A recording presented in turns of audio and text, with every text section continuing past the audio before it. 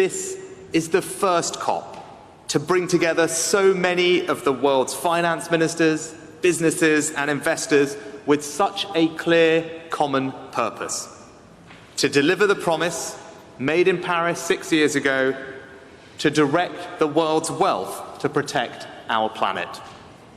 The good news is that the will is there. At least 80% of the global economy has committed to net zero or carbon neutrality targets. Our challenge now is to deploy the investment we need to deliver those targets around the world. To do so, we are accelerating 3 actions today. First, we need increased public investment. And I want to speak directly to the developing countries of the world. We know that you've been devastated by the double tragedies of coronavirus and climate change.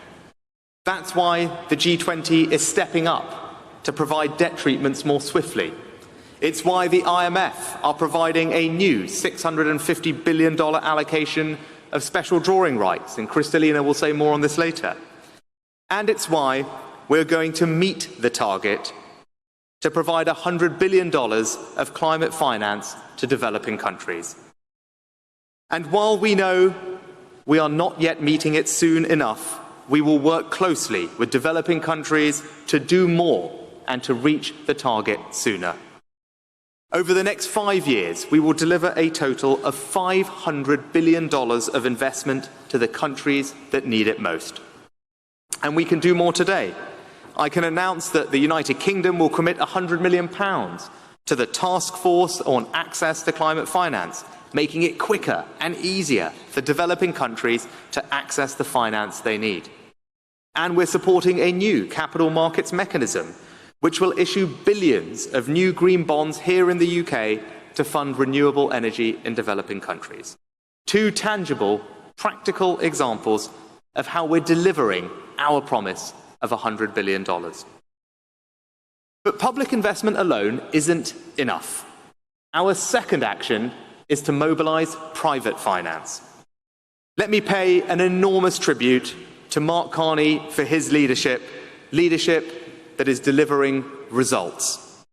The Glasgow Financial Alliance for Net Zero has now brought together financial organizations with assets worth over $130 trillion of capital to be deployed. This is a historic wall of capital for the net zero transition around the world. What matters now is action, to invest that capital in our low-carbon future. To do that, investors need to have as much clarity and confidence in the climate impact of their investments as they do in the traditional financial metrics of profit and loss. So our third action is to rewire the entire global financial system for net zero. Better and more consistent climate data, sovereign green bonds, mandatory sustainability disclosures, proper climate risk surveillance, stronger global reporting standards. All things we need to deliver, and I'm proud that the UK is playing its part. We've already made it mandatory for businesses to disclose climate-related financial information, with 35 other countries signing up to do the same. Today, I'm announcing that the UK will go further and become the first ever net zero aligned financial centre. This means we are going to move towards making it mandatory for firms to publish a clear, deliverable plan setting out how they will decarbonise and transition to net zero, with an independent task force to define what's required. So, a renewed pledge to $100 billion a year of public funding, over $130 trillion of private capital waiting to be deployed, and a greener financial system underway. 6 years ago, Paris set the ambition.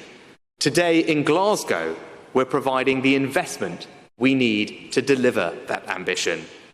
Now, I know when people hear about global finance, it can often feel remote and abstract.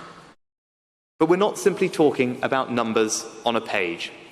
We're talking about making a tangible difference to people's lives about cheap, reliable and clean electricity to power schools and hospitals in rural Africa, about better coastal defences in the Philippines and the Pacific Islands to protect people from storm surges, about everyone, everywhere, having fresher water to drink, cleaner air to breathe, better insulated homes in which to live. That's the vision we're asking you to commit to. That's the opportunity we're asking you to invest in. And that's the work that we're asking you to begin today. Thank you.